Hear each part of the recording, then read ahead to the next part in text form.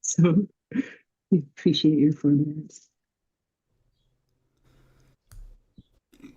Just getting started and doing a great job, ladies. Oh, shucks. Huge job, yeah. Okay, I think we're getting there. Appreciate it. Just getting started and doing a great job, ladies. Oh, shucks. Huge job. It looks like we're on. Okay, I think we're getting there. Hare Krishna. Yes. Hare Krishna. Haribol. Okay. No, great job. Thank you. So we are reading Srimad Bhagavatam, verse from Canto 11, chapter 6, texts 48 through 49. Vayam tviha mahayogin Brahmantam karmavartmasu Tvadvartaya tarishyamas Tavakai dustaram tama Smaranta kirtayantaschete Kritani gaditani cha Gatyutsmite kshanakshveli Yanriloka vidambanam. Translation and purport by servants of His Divine Grace, A.C. Bhaktivedanta Swami Srila Prabhupada, Srila Prabhupada Ki Jai. Translation. O greatest of mystics, although we are conditioned souls wandering on the path of fruitive work, we will certainly cross beyond the darkness of this material world simply by hearing about your Lordship in the association of your devotees. Thus, we are always remembering and glorifying the wonderful things you do and the wonderful things you say. We ecstatically recall your amorous pastimes with your confidential conjugal devotees, and how you boldly smile and move about while engaged in such youthful pastimes. My dear Lord, your loving pastimes are bewilderingly similar to the activities of ordinary people within this material world. Purport. In this verse, Uddhava, by stating Brahmantam karma vartmasu, humbly presents himself as one of the conditioned souls entangled in fruitive activities. Still, Uddhava is confident that he will certainly cross over the illusory energy because he is addicted to chanting and remembering the glorious activities and words of Lord Krishna. Similarly, Rupa Goswami has stated, Iha yasya harer dasye karmana manasa gira nikhilasvapyavasthasu jivan mukta sa uchyate. Although one may outwardly appear to be involved in this material world, if one is engaged 24 hours a day in the service of Lord Krishna, then one is considered to be a liberated soul. Uddhava states here that hearing and chanting the holy name and pastimes of Krishna is infinitely more effective than becoming a naked yogi in the forest and running the constant risk of becoming, due to lusty desires and sex indulgence, a naked monkey in the forest. Uddhava is begging the Lord for the mercy of his Sudarshan Chakra, whose effulgence is represented by the process of remembering and chanting the pastimes of the Lord. One who absorbs himself in the incomparable bliss of thinking of the Lord's abode easily becomes free from all lamentation, illusion, and fear. That is the recommendation of Sri Uddhava. Om Jnanatimirandasya Jnananjana Shalakaya Chakshurun Militam Yena Tasmai Shri Gurave Namaha. I was born in the darkest of ignorance. I offer my humble obeisances unto the lotus feet of my spiritual master, who's opened my darkened eyes and filled my heart with transcendental knowledge. I further offer my obeisances to all of you assembled Vaishnavas and seek your kind blessings and permission that I may reach Srimad Bhagavatam with you.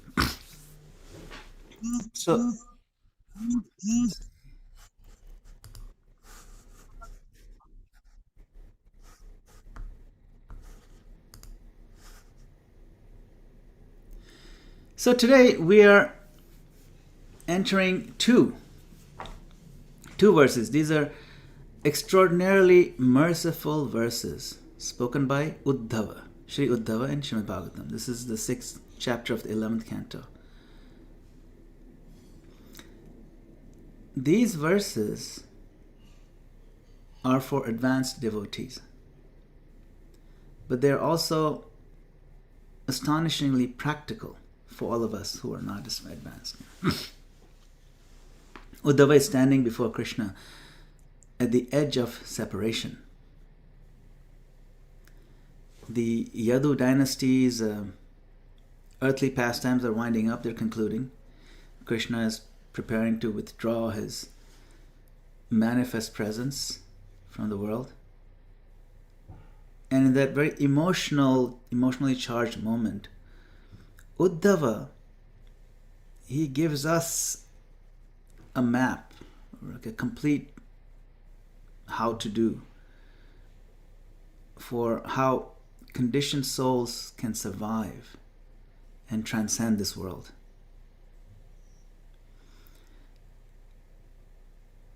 The central phrase in this verse is dustaram tama. Tama means darkness. The darkness is difficult to cross. Tara means to cross over. Dustara means very, very difficult to cross over. It's not mildly inconvenient.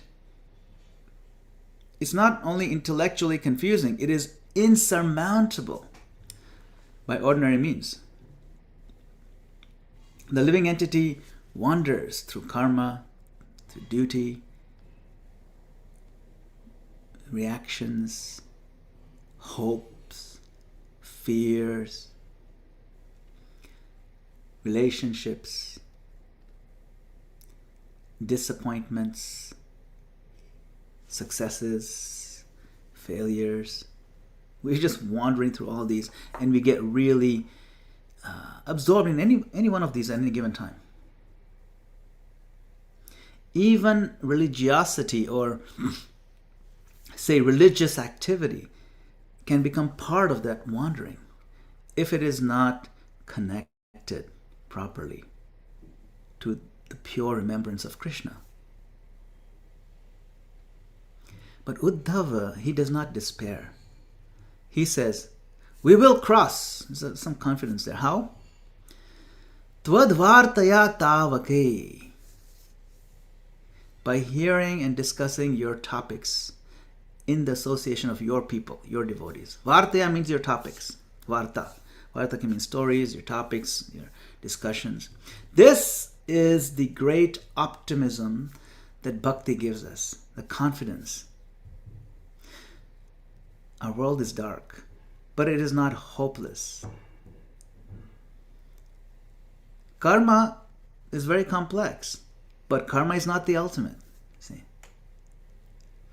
Maya, illusion, is very strong, but Krishna Katha, in the association of Krishna's people, Tavake, Krishna Katha is stronger than Maya. So the goal of today's discussion, this class, is not simply to admire the verse. We want to ask, how does Krishna Katha actually function as this boat? Why does Uddhava speak so humbly? Why does he remember not only Krishna's teachings, but also the details like his movements, his smiles, his glances, his intimate pastimes?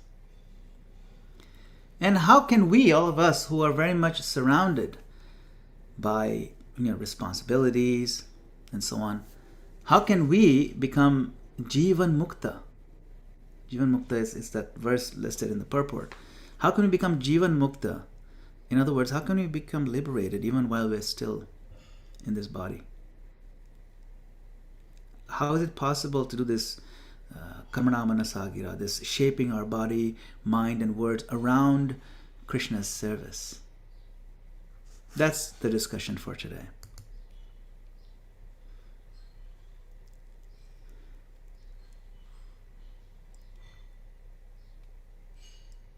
So this is, he's glorifying Sudarshan Chakra that you see here. This is the ocean we have to cross, but we have a boat. A boat is available to us. We have to climb on it.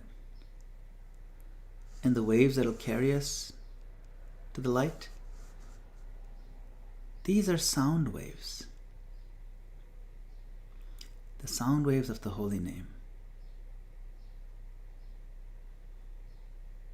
And that's the sound waves of the discussion of Krishna's Vartaya, his pastimes, his glories, his teachings.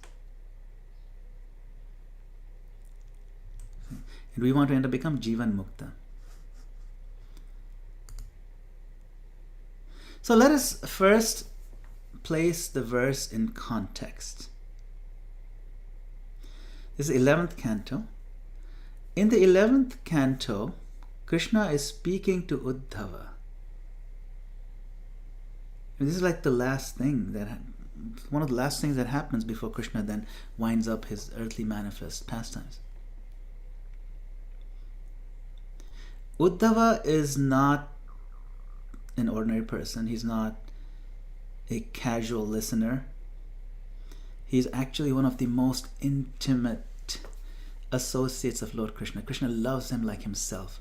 Uddhava looks a lot, so much like Krishna. Gopis thought that's Krishna. That's how close he is to Krishna. Uddhava, is brilliant. He's a devotee of the Lord.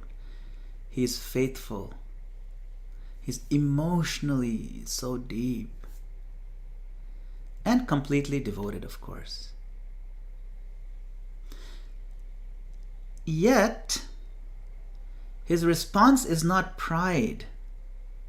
He doesn't say, I understand everything now. No. He takes a humble stance and he says, we are wandering here in the world on the paths of fruitive work, O Krishna. But your topics, your devotees, by all these things, by your topics, by the association of your devotees, by discussing your topics in the association of your devotees, we will cross this ocean that's in front of us. This is the voice of a true advanced devotee. Humbleness, the humility. It's actually hard for us to become humble. Sometimes we can portray humility, and it's good to try to at least act humble, because then gradually we can become humble. And some of us have even a hard time even acting humble. Like, I'm sorry, I can't act humble. No, we don't need to pretend to be humble, but at least we can go through the motions of being gentle and less prideful. It's not dishonest to do that. That's part of culture, being humble. And Uddhava just shows that by his words, the way he's speaking things. Doesn't mean there's no confidence. He says, I'm confident this is going to work, but it's not based on my strength. It's because of your kathas and your devotees that this is going to work. So it's humility combined with confidence. It's really sweet. This is the voice of an advanced devotee, Uddhava. Advanced devotion does not create a theatrical sense of superiority, a show-off. It creates deeper realism. Advanced devotees speak like normal people. They don't, it's not like so weird. And what planet is he from? When Prabhupada spoke, he spoke like so normal. Everything he spoke was so conversational, so straightforward, so down to earth. Advanced devotees don't speak so differently from other people. In the way their style and all that. It's just normal, gentle, cultured, clear, but normal. Realism is important to be a devotee. Uddhava, he sees the power of Maya and is humbled by it. He's acknowledging it. He sees the weight of karma.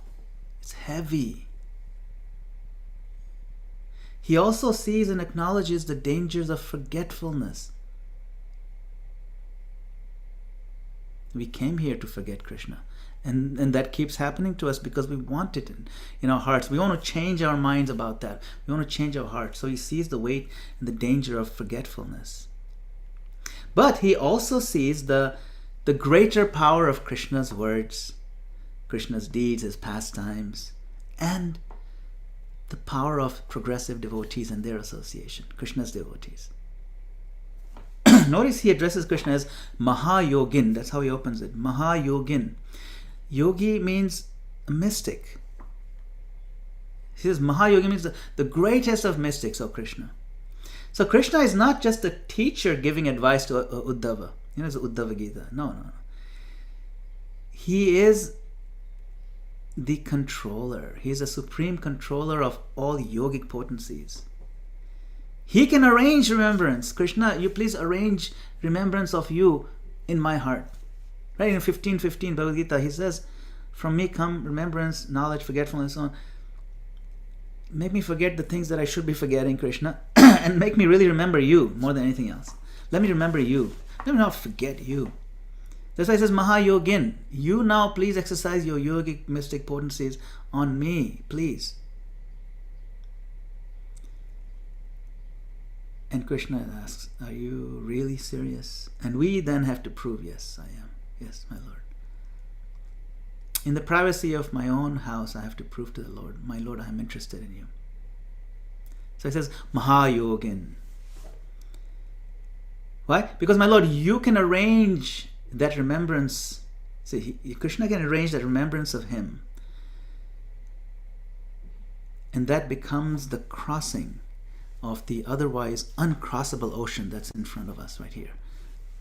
We can't. We have no boat. We're standing on the shore of this vast ocean, the size of the Pacific or even bigger, and we're just weighted down by our own egos.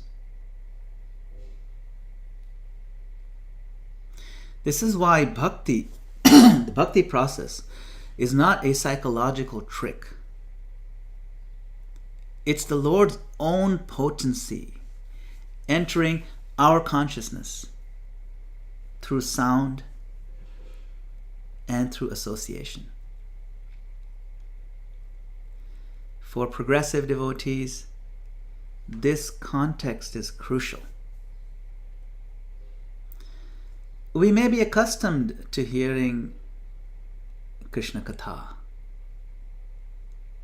We may speak, we may teach, manage, lead, worship, read. But Uddhava's mood asks us, do we hear Krishna Katha as our lifeline? That rope that's going to save us. Do we really hear it with that sense of urgency, or do we hear it as more content to add to our real surrounding our ego? Do we hear in a way that softens our heart, in a way that uproots our illusions and binds us deeper to Krishna's lotus feet and makes us love Krishna's devotees even more? Is that the intent as we step into Krishna Katha? Because when you step into any particular activity, it has to have an intentionality. Is that our intentionality? That's what, Uddhava is challenging us to think about.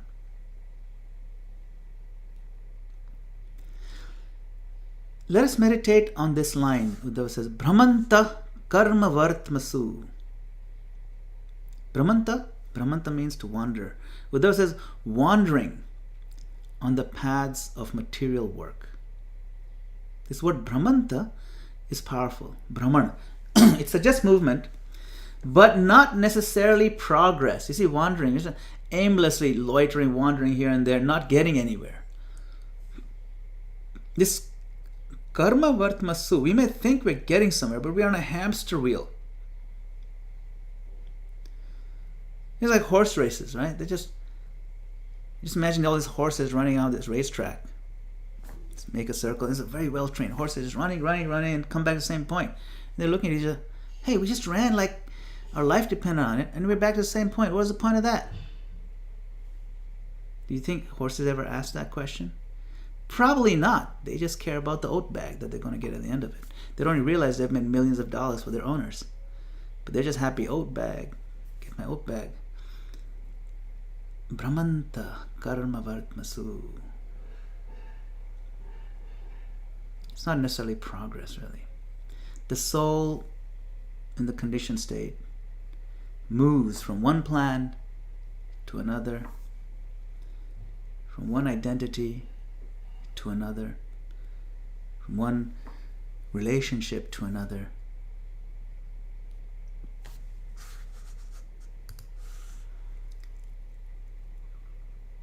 One body to another, one success to another. You can see all these people working down here in this picture. From one disappointment to another. Just moving. Brahmanta. We're moving constantly, but without Krishna, we're not necessarily going anywhere. It's round and round.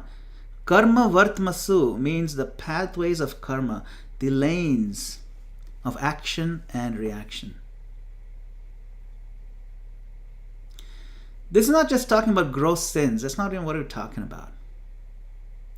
This includes respectable life, family life, career life, institutional life, even pious life.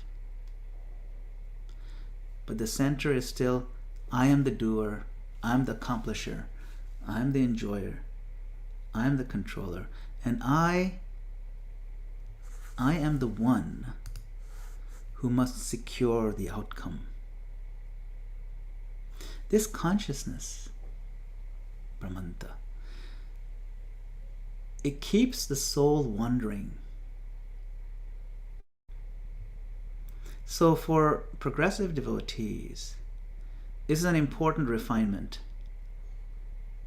We may not identify with gross materialism. We're not going to do the barbecues and the beer and all that. We don't do that anymore. But we can still be absorbed in subtle, fruitive pathways. The need to be, the terminal need to be appreciated. The need to be right in an argument.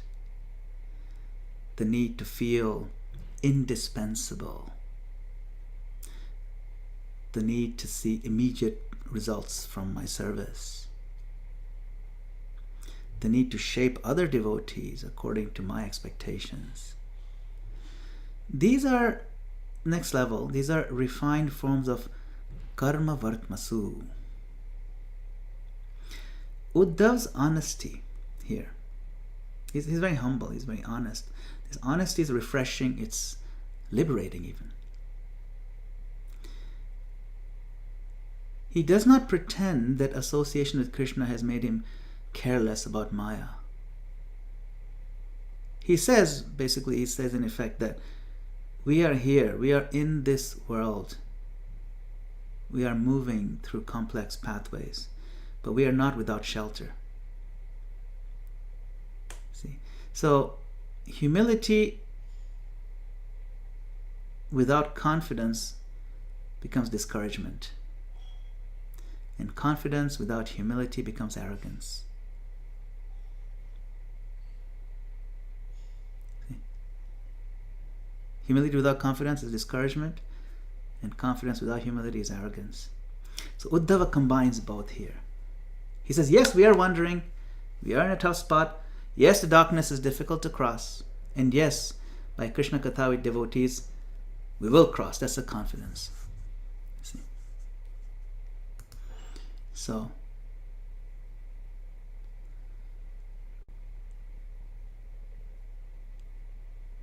focusing on Uddhava's humility, right? The devotee does not artificially deny his spiritual good fortune. But he never uses that fortune to become complacent. In our tradition, the closer one gets to Krishna, the more one feels dependence. He says, Vayam tu iha, we are here in this world. That's humble. He never thinks I'm above this danger. By saying we, he includes all of us, of course. He doesn't stand on a high platform and say, you people are wandering. He says, we are wandering. This is how spiritual leadership speaks, even if one is a leader. It opens a path that we travel together rather than creating some kind of distance. It's relevant for those of us who give guidance to others, who teach, who lead. The more we speak from shared dependence, the more people can hear. The more we speak as if we are beyond danger, the more our words become thin. We lose the connection. Uddhav's authority actually gets stronger with his humility. It doesn't mean he has no confidence. His confidence is only because Krishna and Krishna's devotees are his shelter. So when we guide others, we can say, yes, the path is difficult. Yes, Maya is strong. Please don't take it for granted. Yes, we are all conditioned, of course. But let us sit together now. Let us hear together. Let us chant together. Let us remember together. Let us cross together. That is Uddhav's mood. And what is the boat that we used to cross?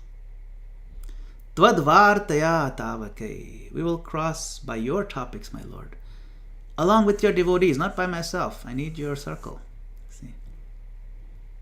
A community is not just people who share a building or share a calendar or share a project or a WhatsApp group or a management structure. A real Vaishnava community is people gathered around Krishna Katha in the mood of service. Tvadvarta. Varta means talks of Krishna, his names, his forms, his sweetness, his pastimes, his instructions, his mission, his mercy. Tavake means those who are yours, people who are your people, your devotees. It's very sweet. Your folks, these are your tribe, Krishna. Tavake means devotees, and that means devotee association is not some kind of optional decoration. The sound that we engage in, this sound vibration, becomes powerful, especially powerful when carried through the hearts of devotees. Why? Because hearing is not just an information transfer. It is consciousness transfer. It is a transformation. When a devotee speaks from realization, the words carry faith. They have special potency. And when we hear in association of progressive devotees, our own faith is protected. Alone, the mind can twist even sacred truths into criticism, cynicism, abstraction. A mind is very rascal like that. But in association, Krishna Katha becomes warm, relational, accountable, alive. So for progressive devotees, the question is, what kind of association are we creating around this Krishna Katha? Is it merely analytical? Is it merely sectarian? Is it merely entertainment? Some people approach it that way. Or does it help devotees remember Krishna, help us become humble, forgive each other, serve with steadiness? Does it help us cross the darkness? This verse assures that the crossing is not achieved by isolation. Uddhav says, we'll cross, but with your devotees. Tavake dustaram tama. We cross by hearing from them, by serving them, by tolerating them, by being corrected by them, and learning to see Krishna's mercy through them.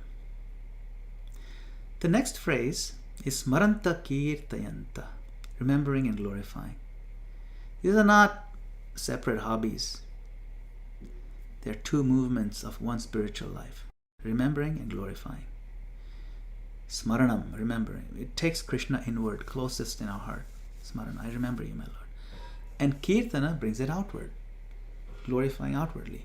Remembering protects us, protects our inner life, protects us from becoming hollow.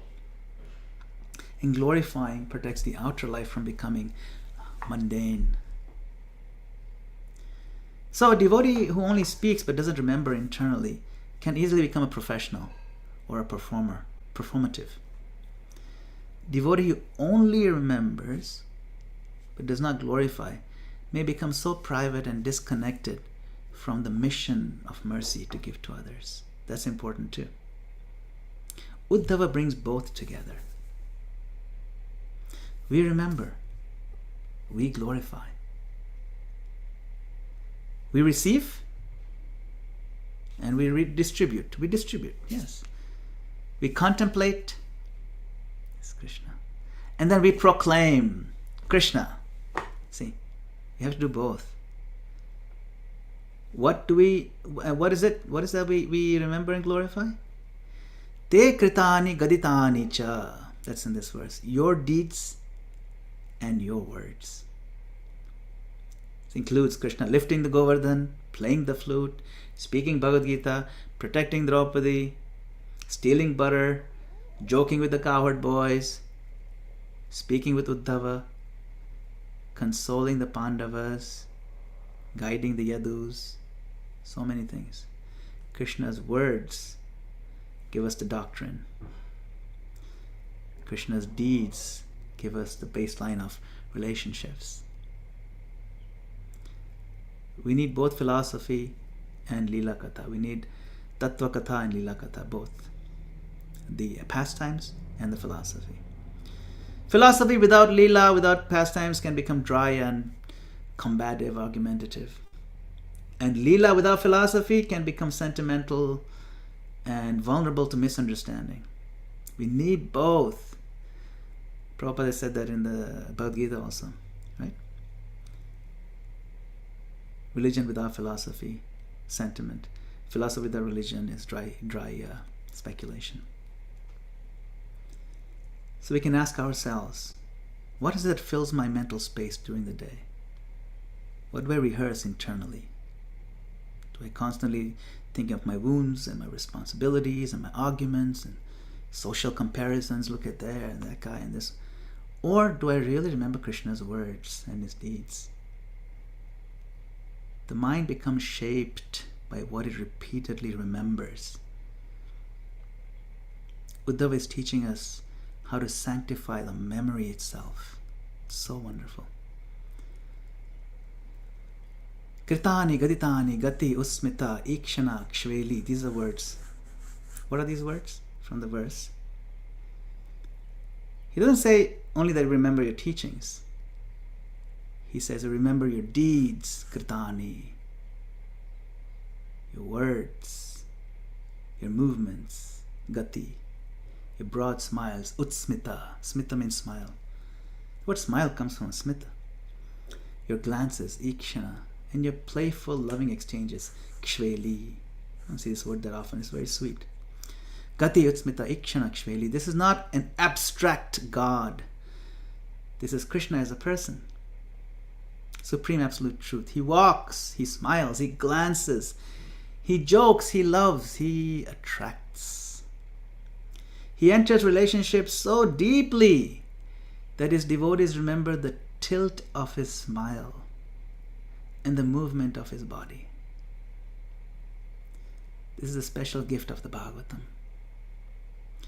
It does not allow us to reduce God to power or to a law or to a light or to void or to distant majesty. It reveals the irresistible personality of Krishna. And for progressive devotees, this is central to the theology of rasa, loving exchange. The heart is not conquered by philosophical or metaphysical correctness alone. The heart is conquered by beauty, affection, and loving exchange.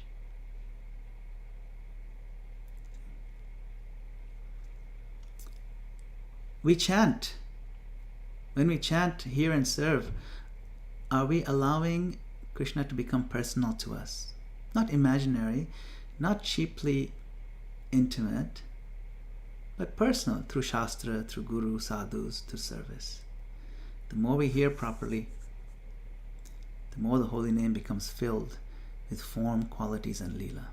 This is why Prabhupada spent so much energy giving us books and temples and deities and festivals and kirtan and japa and prasadam and service. He gave us all these gifts. He was not creating just religiosity or some kind of religious culture. He was creating an environment in which Krishna's movements, his smiles, his glances, could be remembered throughout the day. See? Structure. Now, the most profound phrases. Nriloka vidambanam. Vidambanam, you see this word quite a bit in Queen Kunti's prayers. It's bewildering. Krishna's pastimes are so similar to ordinary people's pastimes in the way they look. It bewilders us. That's why many people misunderstand Krishna. Some people reduce him to a myth. Some reduce him to a moral allegory. Some reduce his leelas, his intimate pastimes, to mundane romance. And others become uncomfortable and retreat to a safer distance, an image of God only as majestic and distant. The Bhagavatam asks us for a more refined understanding. That Krishna's human-like Leela is a supreme mercy to us because it really makes him more approachable. The absolute truth is approachable. He's lovable. You can have a relationship with him. When the king plays with his young child on the floor, he hasn't lost his kingship, okay? He is revealing a more intimate facet, dimension of himself. Similarly, when Krishna becomes a coward boy, which he always is, but when he shows that part, when he shows a part of a lover or a friend or a son or charioteer, he's not become less divine. He's become more accessible to love. So for those of us who are trying to advance, this phrase, Nirloka Vidambanam, it protects two things. It protects the reverence, but also protects the intimacy that Krishna wants us to enter into. We cannot make the mistake of making Krishna ordinary. Neither should we make the mistake of making him inaccessible. The sweetness of Raja is that the Supreme Lord allows himself to be bound by affection. What is this power of sweetness? This conjugal love that, Uddhav mentions.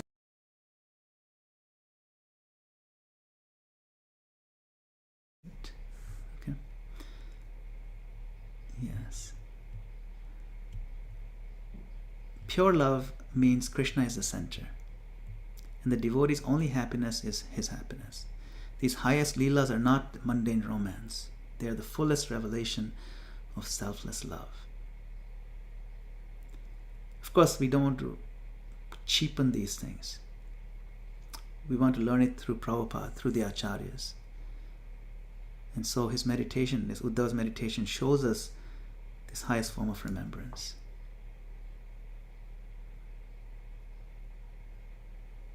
Of course, the purport talks about forest austerity versus devotional absorption, and how hearing and chanting are so much more effective than some kind of external display of renunciation, vairagya.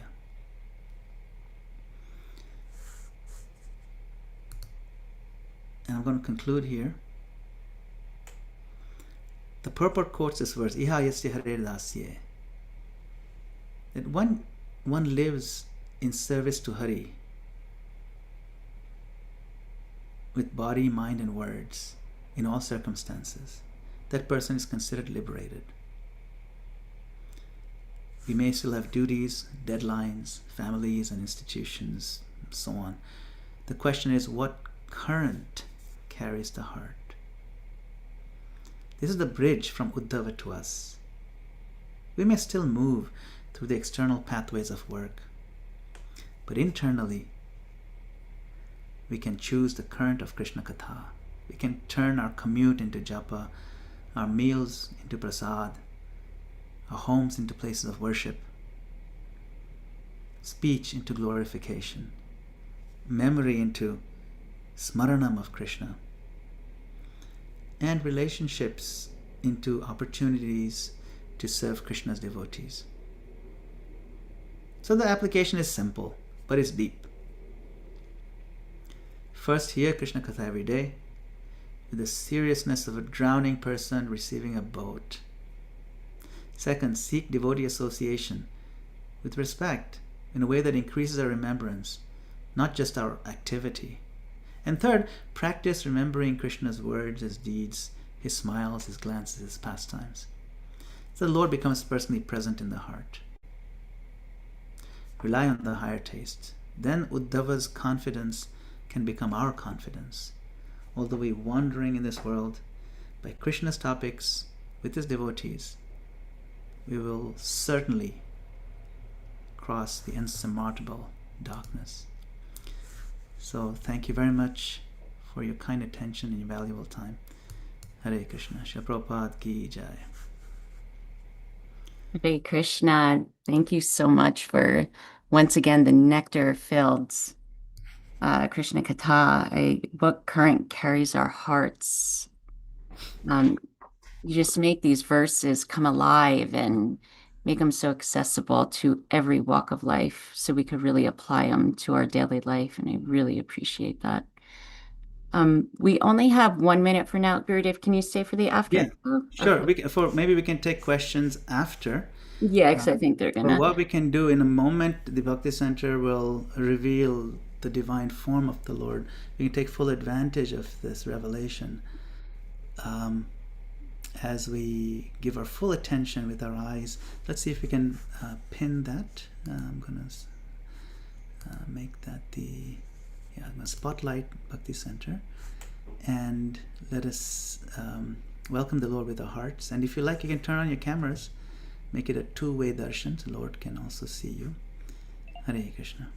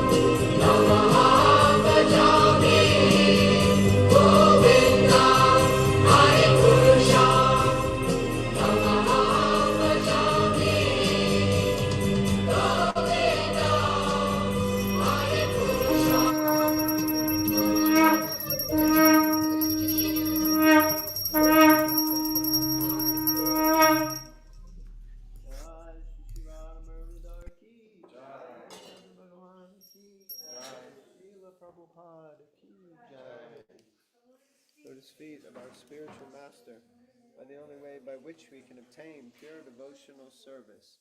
I bow down to his lotus feet with great awe and reverence.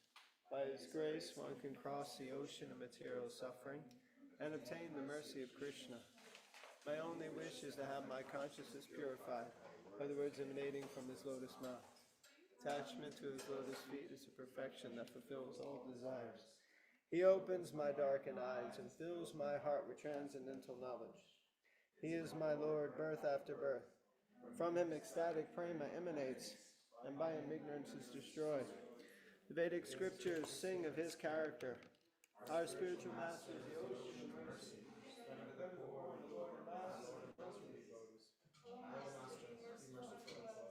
Give us the shade of your lotus feet. May your fame drive all over the three worlds. We take shelter at your lotus feet. Srila Prabhupada ki jai. Jai. Hare Krishna. Dear devotees, would anybody like to ask His Grace a question or comment, realization? Jai Prabhupada, Jai Srila Prabhupada. Jai Prabhupada, Jai Prabhupada. Jamuna Jaya said she has no words. The class was so nectar-filled, it speaks for itself. Hare Krishna. So I'm not sure who raised their hand first, but I will go with Mother Gail. Bhima will get to you next. Bhima Prabhu is acting humble. Gil. Hare Krishna, everybody. Hare Krishna, Prabhu. Yeah, I was just thinking when you were saying that even if we don't feel humble, there's no harm in going through the motions of humility. Like, we may not feel like bowing down, but we bow down anyway. So when you were saying like that, I was thinking that yes, we may go through the motions of humility, but I think it's also important while we are doing that to remember that the fact that I'm not actually there yet. So in other words, my point is I think we should be careful of not fooling ourselves into thinking that we're more humble than we are just because we are trying to emulate those who are humble. So I think it was probably more of a comment than a question, or what do you think of that actually? Yes, thank you, Gail, for that good comment. Of course, we know there's a difference between practicing humility and performing humility, right? We practice humility when we consciously choose a humble behavior because we know our heart is not yet pure. For example, we offer respect, we listen carefully, we apologize, we accept corrections, we avoid self-praise, self-promotion, we serve others. And we do that even if internally we still feel pride. We do that. That is not hypocrisy. You see, that's culture, that is sadhana. Just like we're chanting, even before we have pure love for the holy name, we're chanting. Similarly, we also act humbly before we have pure humility. Now, like you said, there's a danger there, and it's a very important danger that we have to keep in mind. It becomes pretension. You see, when Prabhupada said, act humble, he didn't say, now pretend and project. See, act humble means do these humble things. Even though, listen carefully, bow down, those things, do them. It becomes pretension when the mind shifts the goal from pleasing Krishna to impressing others. If I if I'm acting humbly for the goal that people will think, what a saintly devotee, then that acting, that pretension, that humility, quote unquote, has become another ornament for my false ego. We know that. That's our childishness. So how do you balance this? It's a good, it's a good question. It's subtle, right? The subtle question of the good. How do you balance this? We balance it. We can act humble externally and be honest internally. A devotee can think, I'm not purely humble yet, but I'm practicing the behavior of a humble servant because this is pleasing to Guru, it's pleasing to Krishna and the Vaishnavas. And then we pray, my Lord, please make this real in my heart. That prayer protects us from becoming pretenders. So Prabhupada's point is very practical. He said act in the right way. He did say act humble. If you're not feeling humble, still act humble. So he's saying act in the right way. The heart gradually follows. It's like we tell, sit properly when you're chanting japa. So if you sit properly, it shows that you're interested in Krishna. We may not be interested, but it now creates a subtle message for our own mind. This is a serious thing that I'm doing. Similarly, when we act humble, it reinforces the message that, okay, I should feel this way too. So we don't wait to become humble before behaving humbly, but we also do not congratulate ourselves for appearing humble. See? So we practice humility as a discipline, not as a display. That's the key difference. Let others see your service, sure, but we don't want to secretly feed on their praise. That cup of praise that comes to us is actually, they have given the praise in sincerity. We accept the cup in sincerity and thank them, but don't drink from it. You pass on that cup to your mentors, to Prabhupada, to the acharyas, and thank them. That's only because of their mercy I'm doing anything at all. We don't drink from it, because we are made of their mercy. So we act humble, we pray to become humble, and continue to remain aware that the real thing is yet to come, but it'll come through mercy. And people may judge us too. He's a devotee, he's such a pretender. That's okay. We can't really shape what people think about us. We know we're not perfect. If people expect us to be perfect because we're wearing tilak, we try to let them know, look, I'm just a practitioner, I'm trying, so please don't judge the whole devotee or the devotional process by my behavior. I'm in no way perfect representative of the process. The process is great. Don't judge the shower by how dirty I am. The shower is working fine, I'm just starting to scrub, you see. So the process is fine, the shower is working just fine, the soap is fine, I just started scrubbing, please forgive me. And then this way we can remain humble.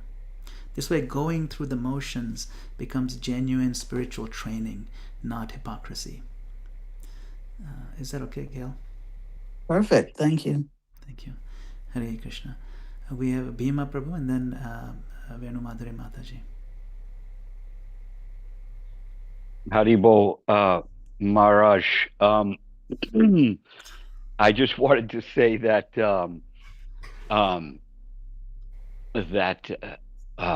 when I listen to your class, I come to just accept the simple fact that what you are saying and how you are saying it solidifies my faith that I'm in the right place at the right time. I don't know if I just made sense then, but what I'm saying is that I really am inspired by your unique and gentle take on Krishna consciousness, and that it increases my faith that when I look to the devotees like yourself, Radhanath Maharaj, etc., etc., um, who exemplify what it is to lovingly and gently offer up the sweetness and beauty of Krishna consciousness. So I just wanted to say that as a moment's appreciation. Hare Krishna. Thank you very much, Mia Prabhu. It really means a lot to me, these words of encouragement. I take them to heart, and I pray that I can live up to them someday. So thank you again. It's humbling as well as encouraging. Coming from someone as senior as yourself, it really means a lot. Thank you. Venu Madhuri Mataji, followed by Narottam Nitai Prabhu. Hare Krishna, dear Gurudev, please accept my humble obeisances. All glories to Srila Prabhupada.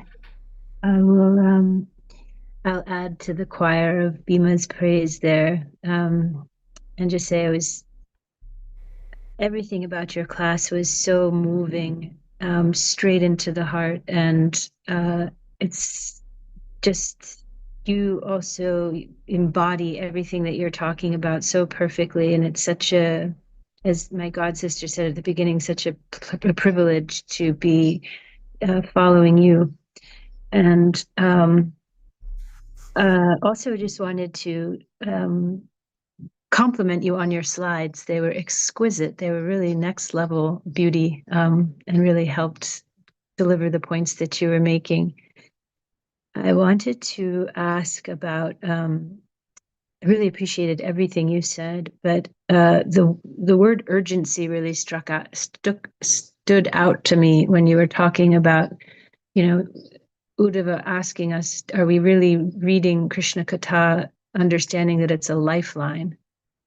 And, with a requisite sense of urgency.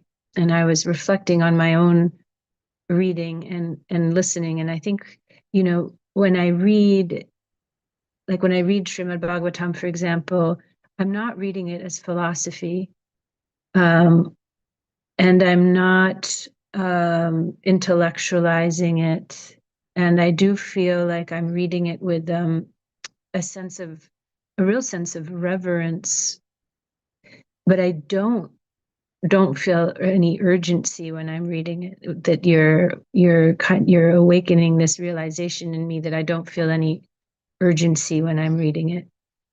And so I'm wondering if you could explain a little bit more about that sense of urgency, if it's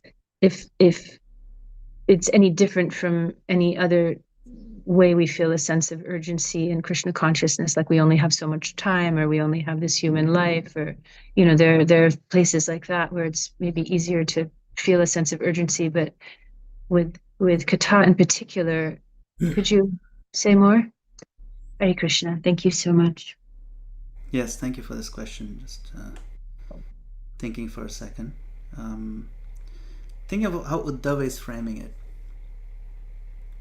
Like I said, Uddhava is not merely saying this is helpful. Krishna Katha, it's helpful. No. He's saying we are wandering, right? Brahmanta. We are wandering in the dark.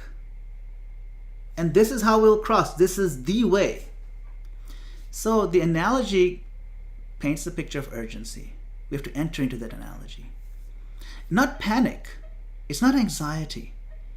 But this deep realization, without Krishna Katha, my mind will be carried elsewhere. You see, that's the key. What is the darkness that I'm afraid of? What is that hole? What is the ditch? The ditch is not physical ditch. The ditch is my mind will be pulled by some other Katha, because Katha is always happening somewhere. Either Krishna Katha or Maya Katha. That is the danger. The first step is to admit our condition honestly. Right? The line is what? Brahmanta karma vartmasu. Brahmanta means we're wandering in this pathways of karma and duties and anxieties and memories and desires and roles and fears. These drive us heavily. They have their own katha. Each of these have their own cantos. Our fears have their own cantos. Our insecurities have their own chapters. Our duties have their own purports. We don't want to be stuck in those purports which we write ourselves. If I think I'm fine, Srimad Bhagavatam is just an enrichment, morning thing we do 3 times a week, Bhakti Center if I have time, then there's no urgency. But if I understand my consciousness is being shaped and pulled every day by what I hear, by what I watch, what I dwell on, what I discuss, what option on YouTube I choose this morning. If we keep that in mind, then Krishna Katha becomes our protection. So then how do we read Srimad Bhagavatam with urgency? Not by rushing. You don't rush to it. Parikshit had 7 days. I don't know if I have 7 hours. No, we don't need to be like that. Okay. Of course, that sense of urgency has to be there. Urgency does not mean speed. Urgency means need. I need this. I need it badly. That's urgency. A person drinking medicine doesn't, if it says 3 times a day and this bottle should last you a whole month, he said, let me just finish it in one shot. No, take it carefully, diligently, because he knows his life depends on it. Similarly, we read Bhagavatam slowly, prayerfully, deeply, and every time we read, we should ask, where am I in this verse? That's why if you notice, I try to take apart every word in the verse and really read. That's why we really get deep into one verse. Not that we use the verse as a diving board to some other tangent. Let's get into the verse itself. There's so much richness in every word. So you notice every slide I just got into a few words at a time. That's a good way to approach it, I think. Where am I in this verse? What illusion in me is this verse exposing? And we have all flavors, and this Bhagavatam is so rich, it shows all kinds of flavors. What is Krishna asking me to remember? What would I do differently today if I actually believed this verse? I actually don't believe it.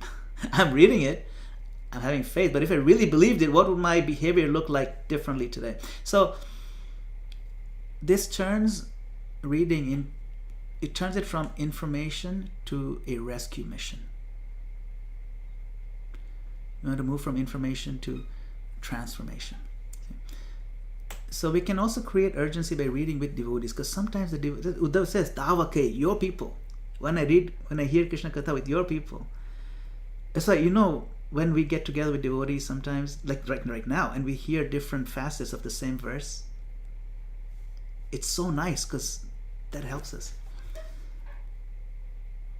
So we should connect with the Bhagavatam and take one small point in our life.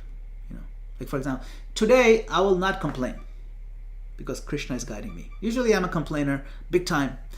I'll take a break from complaining today because this is the message I feel from Bhagavatam. Or maybe some other day you can say, today I'll remember that material success cannot remove my fear. I'll remember that. Because we actually think it does. We are convinced that if I hit a certain number, I will not have fear anymore. Certain number in my bank account, the moment I reach it, no more fear. No, we think that. It's not true. Our fear only increases. But today I'll remember that now. Things like that. See, then it becomes not just a morning reading, but it becomes a lens through which we can live, through which we can see our life. That's urgency. Is that okay, Venu Madhuri Mataji? Thank you. Narottam Nitai Prabhu, Hare Krishna. Please go ahead. Nonetheless, Hare Krishna. I really like your class, and one question I wanted to ask, one thing I wanted to say about humility is last night I read chapter 3 of Queen Kunti's Pierce, and I'll read just the last sentence really quickly. Although she understands everything, she still takes the position of an ordinary woman and says, quote, "How can I understand you?" This is humility. And my question is regarding a topic of Prajalpa, which is nectar instruction, verse 2. And I know that in Krishna consciousness, that in reference to like the bhajan, nitin and the majan, I know that like when we're chanting and we're reading, it makes, we make a lot of progress. However, sometimes when we have to do our duties in the material world and people talk about mundane topics, like politics and other things. Sometimes I feel that our consciousness, I get reminded that things I say actually have an impact on my Krishna consciousness, even though it's not directly related to lectures I hear, not directly related to Krishna in the sense of what I say, not directly from Srila Prabhupada's books, not directly from self-realization, but just, so just things that I might say here and there. It's kind of reminding me of Prajalpa. And I wanted to ask, I'm not become a Paramahamsa now. I can't like retire in Vrindavan right now. So like, I just wanted to know, how can I curb that propensity to engage in the material world and having to maybe speak about mundane topics and not do that, and instead like curbing towards simply Krishna consciousness? Because I also feel that when a person makes that decision, there's also a paradigm shift that might happen, and that changes how our relationships are structured, what people expect from us, etc. So, uh, just wanted to ask that question: that is it okay for us to kind of maybe tolerate and live with a little bit of that principle, as long as we're aware that we can always turn to Krishna, and our next step forward is like um just the next step in life, whether it be grahastha life, vanaprastha, etc. I just wanted to know, how do we how can I understand that nuance and try and curb that and just become fully Krishna conscious, if you understand my question. Yes, thank you. Narottam Nitai Prabhu, this is a great question. This is one of the verses of Queen Kunti, I believe you mentioned. Those prayers, by the way, are worth remembering, memorizing. I think this is the one. It says, Tatha Paramahamsanam Muninam Amalapanam Bhakti Yoga Vidhanartham Katham Pashyema Histriya. How can we women remember you? Even great Paramhamsas and Munina, they have a hard time. What am I? I'm just an ordinary woman. So this, she's giving her humble position, and we can learn from it. And I'm glad you quoted that. It's a good one for the point you're making. She's not pretending to be fallen. She's actually the exalted mother of these pure devotees, the Pandavas. And yet before Krishna, she said, I'm just a woman, I have no quality. Back then, women weren't educated, although she was one of the most educated women, but she was just saying, Her point was, I have no qualification except your mercy. So that is a humility. It's a sweet humility. It's not self-hatred or self-loathing or self-despising. It's not even insecurity. It's a clarity of vision. Whatever I have spiritually is, Krishna, your gift, not my achievement. And that's the point. That's the point. You gave me this gift. I didn't build it up with my hands. I didn't create it. There's nothing in my power to create bhakti. Bhakti is a gift that comes from above. And you've given it to me, my Lord. And I know I don't even deserve it. And therefore I'm celebrating my extreme good fortune. That's humility. Now your question is very practical. We can chant, we read, we feel purified. And then we enter into the world of conversations with other people, opinions, politics, workplace talk, family talk, the color of the makeup that our president wears. So many things we talk about. Like, where do you even buy that orange shade? Anyway, so we may speak too much. We become judgmental. We can become defensive, become sarcastic. We become absorbed in the worldly subjects. We can't help it. We're living in the world. If it's raining, you can't. No umbrella is going to save you from at least a few drops. Okay. You can't help it. But then we get absorbed, and then we wonder, am I making any progress still? So the first point is not be discouraged. The fact that you notice the effect of these conversations means your consciousness is already becoming refined. You're noticing it. You're worried about it. And it's good to worry about these things. It means now you become alert to it. That's huge. You're greatly fortunate for even asking this question.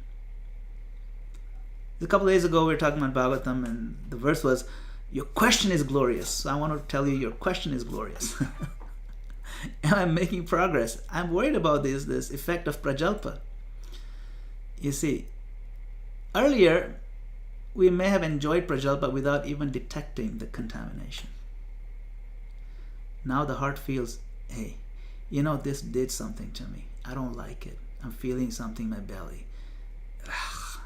What did I eat? That sensitivity is progress, you see. We have to become intelligent, of course. Prajalpa does not only mean speaking nonsense for hours and hours.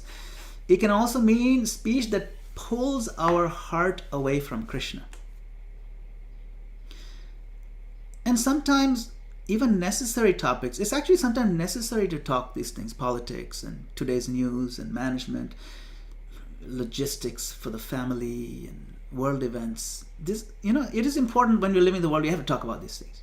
We have to. You can't escape it. They can become prajalpa or we can escape them.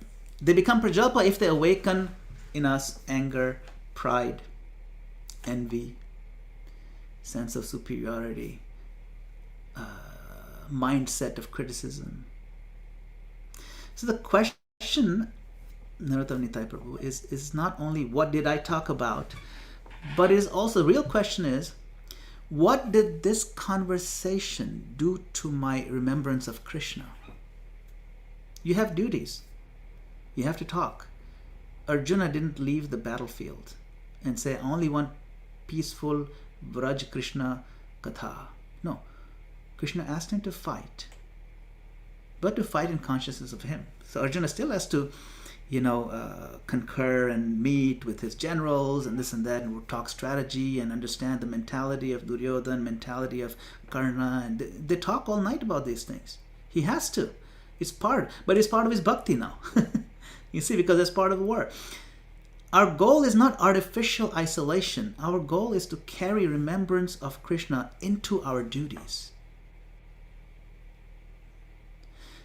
So, before we enter into worldly conversations, we can pray silently. Make a habit to pray. Krishna, let me speak only what is useful, what is truthful, what is kind, and what is connected to my service. If it's useful, truthful, kind, connected to service. This is, by the way, Krishna has given these guidelines in the Gita. It has to be pleasing and so on, to be truthful. And then while we're having the conversation, keep checking. Is it necessary? Is it helping me? Is my ego starting to enjoy this? Then we cleanse the mind. After working with the greasy engines or something, you have to wash your hands. Can't then go to the kitchen and start eating potato chips with those black greasy hands. You have to wash them. So after such conversations, cleanse the mind, chant a few holy names attentively, read one verse, think about some leelas, bow down mentally to the Lord, mentally offer the whole interaction to Krishna. Krishna, help me purify this. Don't let the residue sit in the heart. See, because everything we do has a residual effect. Take a look at the residue. Does it need to be washed? Does it need to be, use special lava soap for this one? Sometimes we do. So when we do speak wrongly, then humility means we don't collapse into a bundle of guilt. Healthy guilt is okay. But we simply admit, yes, my tongue, my Lord, still needs purification. I can't stop criticizing this political party or that political party, and I still need purification. Come on. I like certain flavors, but I'm dependent on your mercy. This is Queen Kunti's mood, the one you brought up.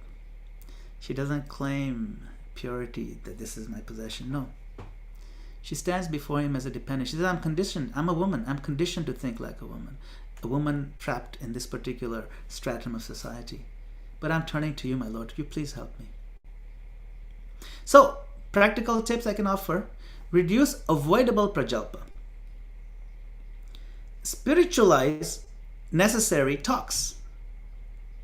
And then purify accidental contamination quickly. Wash your hands. We don't want to become fanatical and become rude. I know that's something that we're all worried about. I can't talk to you now anymore because all this is Maya. So please don't talk to me about this. That's kind of rude, actually. We don't want to do that, that can become pride in the dress of purity again, okay? So neither should we be casual and think, it doesn't matter what I hear and speak, let it all. No, it'll shape our conscience. You have to balance it out. It's a great question. It's not easy. None of these questions in this circle are easy. But these are different pathways we can think about to keep us strong and guarded. Hare Krishna. Hare Krishna. I know we are a bit over time, but we do have one question in the chat. Would I be able Okay. to? Let me see. I didn't see the question. Krishna Goda, Hare Krishna. Hi there, teacher. I'm 58 old, unmarried, living in India, very poor, small agriculturalist. Why is my body always sluggish, rigid, tamasic, illness? What's the answer? Krishna Gowda. Hare Krishna. You're living in India as an agriculturist. Yes. And the question is, why is my body always sluggish, rigid, tamasic? Krishna Gauda. Sorry, someone was saying something?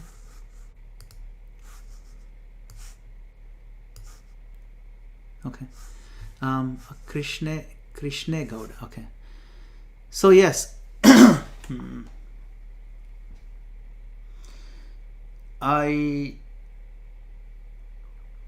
I'm sorry you're feeling this way.